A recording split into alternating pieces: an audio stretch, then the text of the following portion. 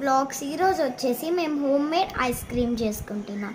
దానికోసం పాల మీద ఉండే మీగడ తీసుకొని దీంతో మనం ఫుల్గా క్రీమ్ అయ్యేంత వరకు తిప్పి పెట్టాలి. రెడీమేడ్ ఐస్ క్రీమ్ మిక్స్ దీంట్లోనే వెనకాల చూస్ చేస్తాను అప్పటి నుంచి నేను. నెక్స్ట్ ఏం చేయాలి? 1/4 లీటర్ అనాలా? ఇప్పుడైతే మేము వచ్చేసి 1/4 లీటర్ పాలు తీసుకున్నాము. ఆ పాలని పెట్టేద్దాం.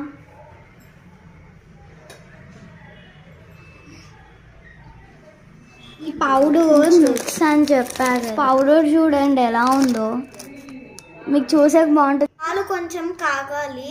చూడండి ఇది ఎలా ఉందో, నాకు వాసన అయితే బయటికి ఎలాగో కొడుతుంది. దీని ఫ్లేవర్ చూడండి, పిస్తా. చూసాక ఇలా ఉంది కానీ చేసాక వేరేలాగా ఉంటుంది. పౌడర్ వేద్దాం మనం. నేనైతే ఒక స్పూన్లో వేస్తున్నాను. కలర్ బాగుంది.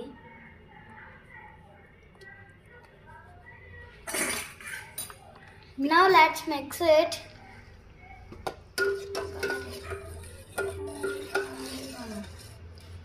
కలర్ చూడండి, కలర్ తాగకూడదు. లైట్గా మిక్స్ చేయాలి, వేసి రుబ్బకూడదు.